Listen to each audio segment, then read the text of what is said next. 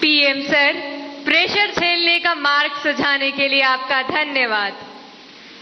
वीर सावरकर के बलिदान के साक्षी एवं अनुपम प्राकृतिक सौंदर्य के लिए प्रसिद्ध अंडमान निकोबार द्वीप समूह से एक अभिभावक भाग्य लक्ष्मी जी हमसे वर्चुअल माध्यम से जुड़ रही हैं। भाग्य लक्ष्मी जी, अपना प्रश्न पूछिए। माननीय प्रधानमंत्री जी नमस्कार। एक अभिभावक होने के नाते मेरा आपसे सवाल है कि छात्रा पर जो पीर प्रेशर रहता है, जो कि एक तरह से दोस्ती की सुंदरता छीन लेता है और छात्राओं को अपने ही दोस्तों के साथ प्रतिस्पर्धा करा देता है, उस पर आपकी क्या राय है? कृपया मुझे समाधान दें। धन्यवाद। धन्यवाद भाग्य लक्ष्मी जी। विश्व को सत्य, अहिंसा और धर्म की त्रिमूर्ति प्रदान करने वाली भूमि गुजरात स्थित पंचमहल के जवाहर नवोदय विद्यालय की छात्रा दृष्टि चौहान प्रधानमंत्री जी आपसे अपनी समस्या का हल जानना चाहती हैं। दृष्टि, कृपया अपना प्रश्न पूछिए। माननीय प्रधानमंत्री जी नमस्कार। मैं दृष्टि चौहान जवाहर नवोदय विद्यालय पंचमहल में कक्षा 6 की छात्रा हूँ। मेरा आपसे यह प्रश्न है कि कभी कभी परीक्षा के प्रतिस्पर्धी माहौल में दोस्तों के साथ प्रतिस्पर्धा भी अधिक दबाव पैदा करती है। कृपया सुझाव दें कि इससे कैसे बचा जा सकता है। आप मुझे इस पर अपना मार्गदर्शन प्रदान करें। धन्यवाद सर। धन्यवाद दृष्टि।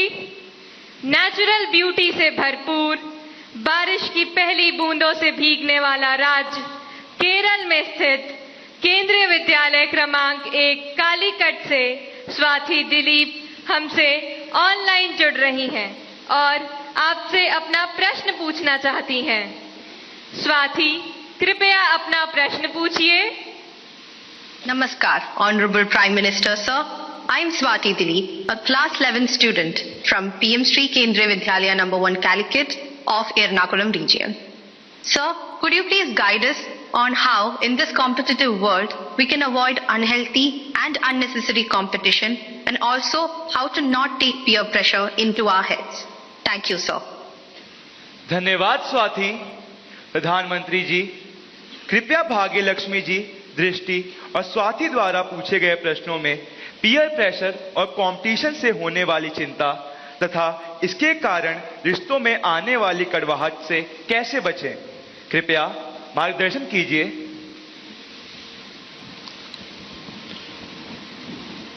अगर जीवन में चुनौतियां न हो, स्पर्धा न हो, तो फिर जीवन बहुत ही प्रेरणाहीन बन जाएगा, चेतनाहीन बन जाएगा। कंपटीशन होनी ही चाहिए, लेकिन जैसे एक सवाल में पूछा कालीकट से बच्ची ने, हेल्दी कंपटीशन, इसलिए कंपटीशन हेल्दी होना चाहिए। अब आपका जो सवाल है वो जरा डेंजर है और वो मुझे चिंता कराता है। शायद मुझे भी इस परीक्षा पे चर्चा पे इस प्रकार का सवाल पहली बार आया है। देखिए, कभी कभी इस प्रवृत्ति का जहर, ये बीज पारिवारिक वातावरण में ही बो दिया जाता है। घर में भी माँ बाप, दो बच्चे हैं तो दोनों के बीच में कभी एक के लिए अच्छा बोलेंगे, कभी दूसरे के लिए।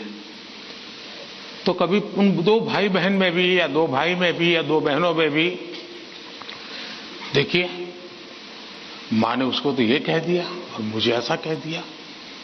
एक इस प्रकार की विकृत स्पर्धा का भाव जाने अनजाने में परिवार के रोजमर्रा के जीवन में बो दिया जाता है। और इसलिए मेरी सभी पेरेंट्स से आग्रह है कि कृपा करके बच्चों की इस प्रकार की कंपैरिजन, अपने ही संतानों की ऐसी कंपैरिजन मत कीजिए। उसके अंदर एक द्वेष का भाव पैदा कर देते हैं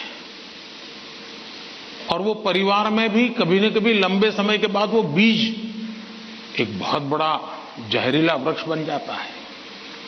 उसी प्रकार से मैंने बहुत पहले एक वीडियो देखा था, शायद आप लोगों ने भी देखा होगा। कुछ दिव्यांग बच्चे, उनकी एक कंपटीशन में सब दौड़ रहे हैं। 12-15 बच्चे अलग अलग, किसी दिव्यांग है तो कठिनाइयां है, लेकिन वो दौड़ रहे हैं। इतने में एक बच्चा गिर जाता है। अब ज्यादा बुद्धिमान लोग होते तो क्या करते? वाह, ये तो गया, चलो यार एक तो स्पर्धा में कम हो गया। लेकिन उन बच्चों ने क्या किया? सबके सब जो आगे चले गए थे वो भी पीछे आए, जो दौड़ रहे थे वो भी रुक गए। पहले उन सब ने उसको खड़ा किया और फिर दौड़ना शुरू किया।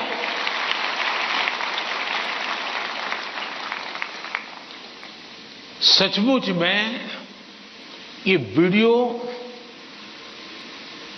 दिव्यांग बच्चों के जीवन का भले होगा, लेकिन हम लोगों को भी ये बहुत बड़ी प्रेरणा और बहुत बड़ा संदेश दे देता है। अब तीसरा विषय है कि आपके दोस्त से